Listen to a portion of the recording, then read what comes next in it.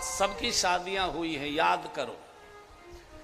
जिस समय कन्यादान करता है कोई पिता, अपनी बिटिया का हाथ वर के हाथ में देता है। जो कभी किसी मौत में भी नहीं रोया होगा, वो बेटी के कन्यादान करते समय भग भग कर रोता है। इसका कारण है, सारे परिवार का पालन वो स्वयं करता है और पिता का पालन उसकी बिटिया करती है। पिता के जरा से भी सुस्त चेहरे को देखेगी बेटी, माँ से जाके बोलेगी, मम्मी मम्मी माँ आज पापा चाय भी नहीं पी रहे, बोल न रहे, पूछो तो सही क्या बात है। चूंकि बेटी का जो मायका है वो माँ के कारण नहीं है, वो पिता के कारण माना गया। जब तक बेटी के पिता जिंदे रहते हैं, सीना तान कर मायके में जा सकती है, आ सकती है। पिता की मृत्यु के बाद मायका अधिकार पूर्वक नहीं मिलता, भैया भाभी की निगाहों से मिलता है।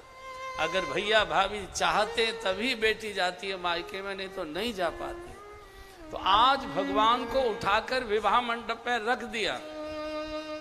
अब आप याद करिए, कन्यादान के समय आपने अपनी बेटियों के भी कन्यादान लिए हैं और शादी में आपके स्वयं के भी विवाह में ये सब क्रियाएं हुई है। जिस समय कोई भी पिता कन्यादान करता है तो पंडित जी उनसे कुछ बुलवाते हैं। चूंकि आजकल संस्कृत पढ़े लोग रहे नहीं, तो पंडित जी बोलते हैं।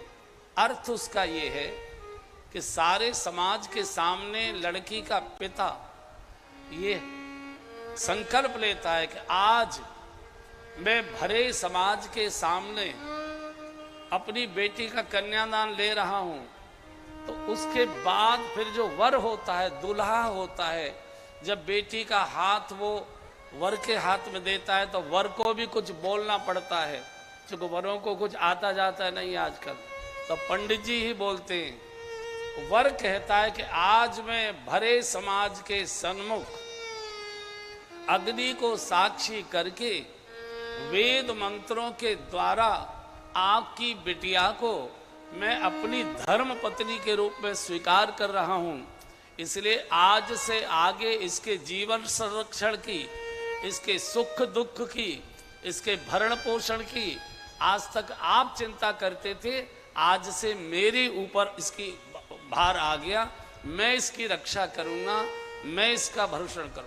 इसलिए पति को भर्ता कहा गया है, पति को भर्ता कहा गया है। वही पत्नी का भरण पोषण रक्षण वही करता है।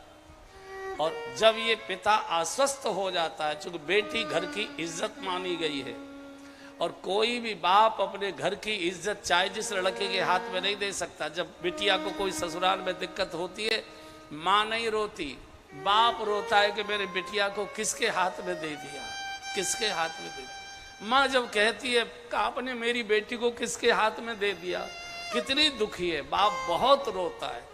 क्योंकि बेटी बाप की बहुत लाडली होती है और बेटी के लिए पिता बहुत लाडले हुआ करते।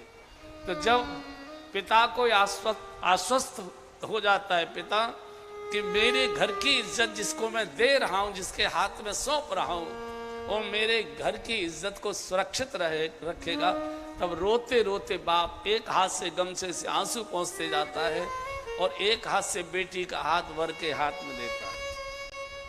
आज हनुमान जी उस विवाह प्रसंग को याद करा रहे हैं भगवान को। भगवान याद करिए, भरे समाज के सामने अग्नि को साक्षी करके वेद मंत्रों के द्वारा आपने एक पिता को आश्वस्त किया था कि मैं आपकी बेटी को लेकर जा रहा हूं, वर्ण कर रहा हूं, स्वीकार कर रहा हूं।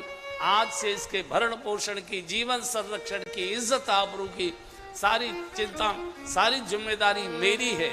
और आज एक बाप की बिटिया पराये घर की कैद में दुख भोग रही है। बाप सुनेगा तो क्या कहेगा कि मैंने अपनी घर की इज्जत किस कायर के हाथ